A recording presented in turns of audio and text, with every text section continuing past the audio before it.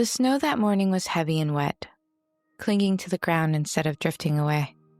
In a quiet condo complex in Derry, New Hampshire, tire tracks cut through slush that hadn't yet frozen over. Someone had been here earlier. The lights were off. Shoes sat nearby the door the way they always were. A jacket hung unnoticed. The air felt paused, as if the house itself was holding its breath. In the bedroom, Gregory Smart lay on the floor. He had been shot twice, once in the chest and once in the head. There were no signs of forced entry, no broken glass, no overturned furniture. Nothing about the room suggested panic or struggle. The shots hadn't been fired wildly, they were deliberate, controlled. Police would later say the scene didn't look like rage. It looked like intention. Gregory Smart hadn't been attacked by a stranger bursting through his door. Whoever entered that condo had been allowed inside. Or at least, hadn't been questioned. Hours later, the front door opened. Pamela Smart stepped inside. When she reached the bedroom, she screamed. Neighbors would later describe the sound as sharp and raw. The kind that makes you stop what you're doing because you know something is wrong. Officers would watch her collapse to the floor, sobbing, clutching at her chest, barely able to speak. She cried out her husband's name. She asked who could have done this. She said she didn't understand. Pamela told police she had been at work all day. She worked at a local high school, a media coordinator, someone trusted, someone with a schedule that could be verified. She asked questions clearly, calmly. She remembered times and conversations and moments. Her story didn't shift. At first, investigators believed her. She looked exactly like what grief typically looks like. And in his final moments, Gregory Smart likely believed the same thing he always believed, that his wife loved him. But as officers stood in the quiet condo, one detail kept pulling at them. Nothing is missing. Nothing was broken, and Gregory Smart never had a chance to defend himself. There is no sign here of a burglary gone wrong. This was something that had been set in motion long before anyone heard a gunshot. Welcome to GBR Life Transmissions.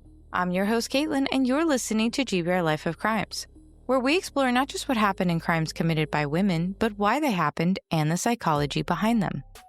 Today's case isn't about passion, it's about manipulation, authority, and what happens when power is abused quietly, long before anyone realizes a line has been crossed. This is the story of Pamela Smart. Before Pamela Smart ever became a headline, there was already a pattern in place. Pamela grew up in what most people would describe as a normal home.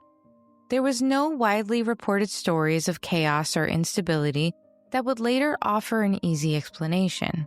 And that matters, because this case isn't about a childhood shaped by obvious trauma. It's about something quieter and far more difficult to recognize. From a young age, Pamela learned how to be noticed. She was articulate, polished, the kind of child adults trusted instinctively. Teachers praised her. Authority figures responded to her confidence. She learned early that being composed earned approval, that speaking well created credibility, and that people rarely questioned someone who appeared capable. Attention became currency. Pamela didn't learn how to sit with discomfort. She learned how to redirect it. If something didn't feel good, she reframed it. If a situation didn't serve her, she reshaped it. She learned that perception could be managed, that tone mattered more than truth. And as she moved into adulthood, that token, that skill, didn't soften. It sharpened.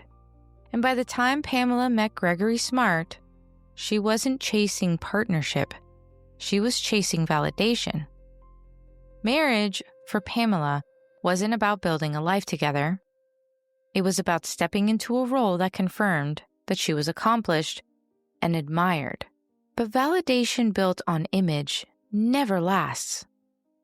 Once the title was secured, wife, professional, adult, the feeling faded. And what took its place? Boredom. And Pamela didn't tolerate boredom well. It's uncomfortable. She didn't respond to that predictability or to relationships where attention was mutual instead of centered entirely on her. Gregory, by all accounts, was steady, dependable, and consistent with love. Pamela wanted intensity, admiration, to feel exceptional. She didn't experience relationships as those shared bonds because she experienced them, or wanted to experience them, as mirrors. And when the reflection stopped satisfying her, she didn't look inward. She just looked for a new mirror. And if at this point you're thinking this sounds like narcissistic personality disorder, you're not wrong. Not in the pop culture sense, but in the clinical pattern. A deep need for admiration. A fragile sense of self beneath the confidence. A lack of genuine empathy paired with entitlement, and most importantly, a belief that other people exist to support one's own narrative. Working at a high school gave Pamela something she hadn't fully realized she craved. Control. Not obvious control, but proximity to people who automatically deferred to her. Students who assumed that she was safe, trustworthy, someone who would never cross a line. Authority without accountability is dangerous, though. And Pamela didn't wake up one day intending to destroy lives, but she did try to test boundaries. Quietly, she noticed who responded to attention, who wanted approval, who felt chosen when she focused on them. She understood emotional leverage instinctively. Pamela didn't see herself as cruel. In her mind, she was misunderstood and entitled to happiness, trapped in circumstances that failed to reflect her worth. Other people didn't exist as independent beings in her story. They existed as her supporters or her obstacles, but tools nonetheless. And this is where manipulation becomes truly dangerous. Because when someone believes they are justified, they don't experience guilt the same way. They experience inconvenience, obstruction, betrayal, not by their actions, but by anyone who dares to question them. Pamela wasn't acting out of emotion, she was rewriting reality. And once she learned she could do that successfully, there was no internal brake system left to stop her. Nothing that followed makes sense without understanding this foundation. Pamela Smart didn't act out of desperation. Again, she acted out of entitlement because she believed she deserved everything. But here's the best part. The most dangerous thing about her psychology wasn't anger. It was jealousy. It wasn't loss of control. It was certainty. Because she was certain she was right. She was certain that she knew best, and that certainty that she could manage the outcome. That certainty existed long before anyone heard a gunshot. The place where everything truly began was never that condo, it was at the high school. High schools operate on an unspoken hierarchy of trust. Adults, as I mentioned, are assumed to be safe. And students are taught that compliance means maturity. Pamela Smart understood this instinctively. And she wasn't a classroom teacher, which mattered. She didn't have to discipline. She didn't grade. She existed just outside of the traditional power structure. Visible, but informal. Approachable, but still authoritative. Because she was an adult. That was what made her dangerous. And students also saw her as someone different, someone cooler, someone who felt less like the adult enforcing rules and more like an ally. She controlled access to equipment, projects, and opportunities that made students feel important. And importance to a teenager is intoxicating. Pamela didn't need to assert authority. She had it. And because of that, boundaries didn't feel like boundaries. They felt flexible, negotiable. And she moved easily through the building. She lingered in conversations. She paid attention, the kind that makes someone feel seen instead of supervised. She listened. She remembered details. She made certain that students felt chosen. The calculation. She noticed who responded to that validation and who leaned in when she spoke, who lit up when she praised them. She noticed who wanted approval too, and who wanted to feel mature, of course. This is a high school. Because teenagers don't crave freedom as much as they crave recognition. And grooming doesn't announce itself. It always starts with trust. With small concessions that feel harmless. With moments that blur lines so gently you don't notice until you're already standing somewhere you should have never been. Pamela didn't grab power. The point of all of this is she offered it to those students, but the ones that she believed were choosing it for themselves. Like 15-year-old William Flynn. He wasn't exceptional in a traditional sense. He was quiet. He carried himself like someone still trying to figure out where he belonged, because he was 15. He didn't have the confidence that gets rewarded at that age. He had the kind of uncertainty that Pamela considered someone easy to shape. So she did, starting with attention. Small things, like asking questions and then remembering his answers, which made him feel like someone worth listening to. And then she gave him access to things that he hadn't earned through traditional channels, like her time. And that access felt like trust, like being chosen. To a 15-year-old, that's everything. But the conversations obviously shifted. She started to speak to him differently than she spoke to the others. She confided things, small vulnerabilities and frustrations with her marriage. She would complain about feeling trapped. She painted a picture of herself as misunderstood, as someone who deserved more than what she had been given. And slowly, William stopped seeing her as an authority figure. He started seeing her as someone who needed him.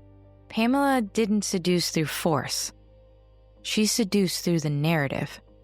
She made him believe he was part of something meaningful, something that mattered, that he was something that she also needed, that he could be the person who saved her. And once that dynamic was set in place, she didn't need to issue commands. She only needed to express desire. She talked to him, listened to him, confided in him, and then she blurred those lines. And that's when the relationship crossed into a territory that should have never been crossed. Pamela controlled the framing of it. Not as wrongdoing, not as exploitation, but as something mutual. A grown adult with a 15-year-old. As if it was something misunderstood, something that no one else could possibly understand. William wasn't a child to her. He was a mirror. He reflected admiration, loyalty, devotion. He believed her. He defended her. Exactly what she was looking for. And when she began reshaping reality for him, telling him stories about her marriage, about being trapped, about being wronged, he absorbed those stories as truth.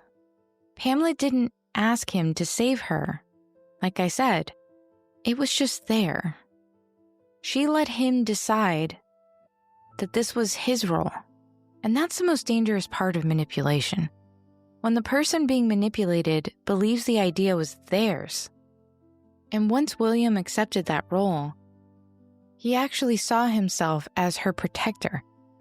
He no longer knew he was a student. That shift was complete. He was a 15-year-old who thought he was now a man. And Pamela no longer needed to push. She only needed to reinforce. Sympathy became justification. Justification became resolve. And resolve became action. He didn't know he was being groomed. He thought he was falling in love. Pamela framed her marriage as that obstacle, not as a dissatisfying thing in her life, but something that actively prevented her happiness. And then, not just her happiness, but their happiness. So now with all of the lies and chaos, William, now thinking he's a man, is stepping into this role without even realizing it.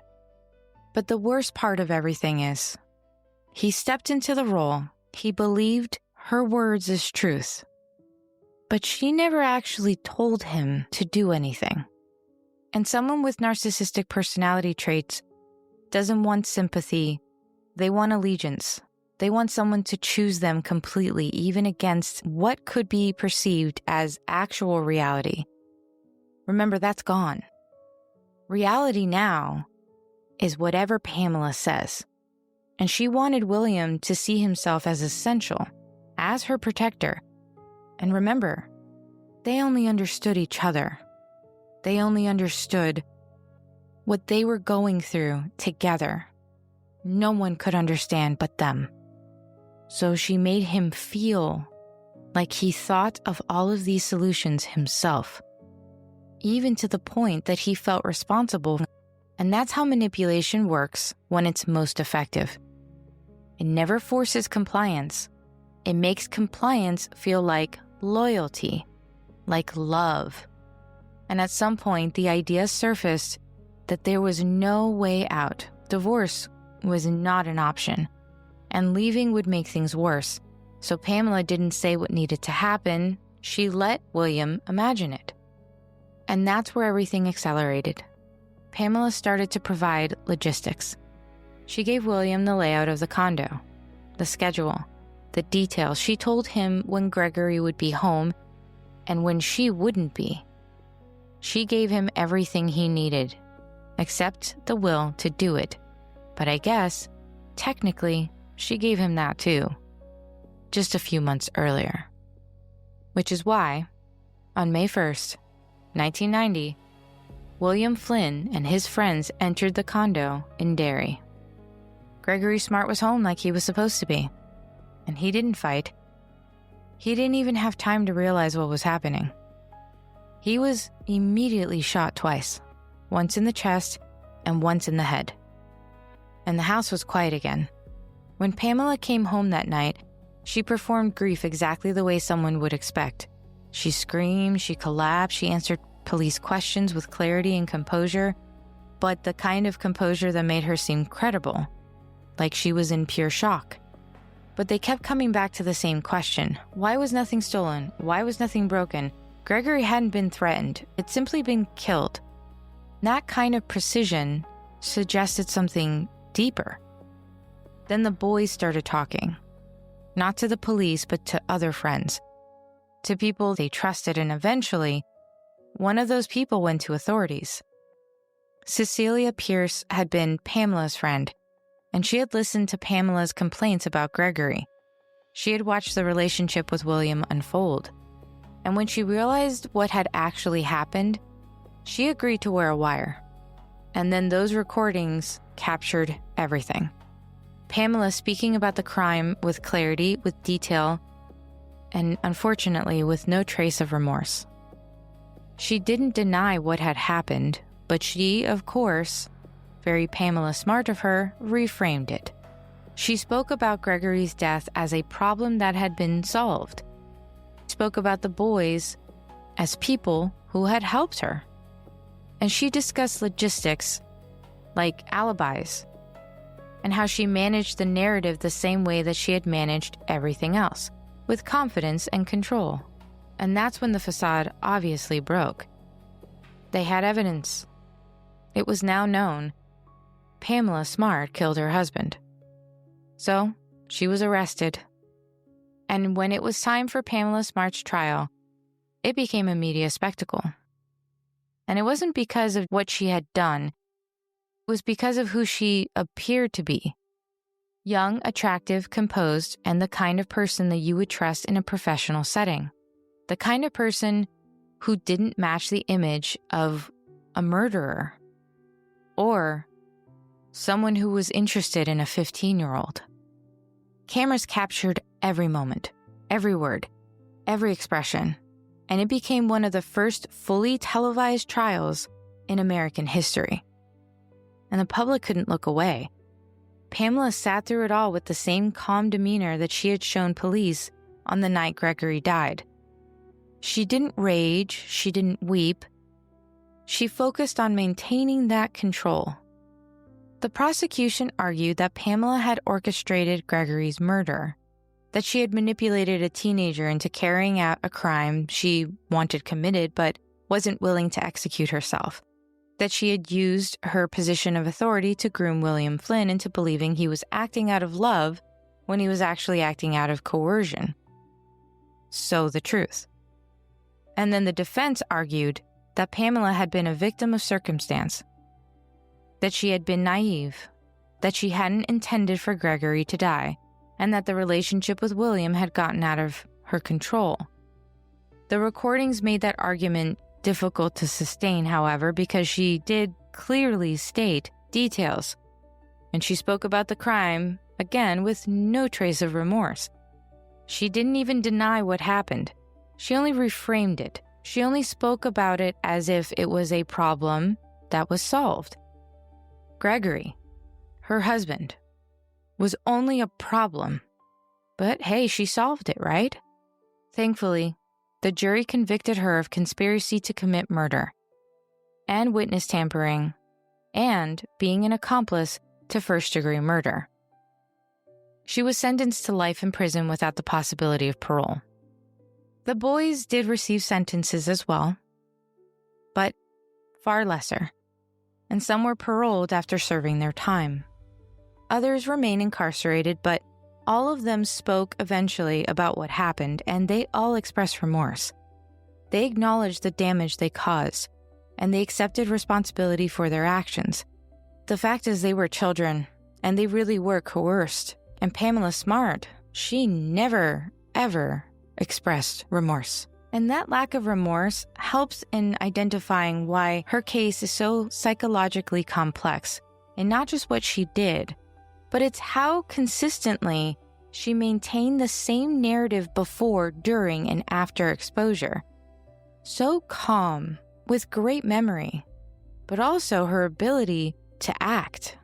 Most people, when confronted with undeniable evidence of wrongdoing, they experience some form of fracture, like guilt or shame or fear. Usually something breaks through the facade. Pamela never fractured.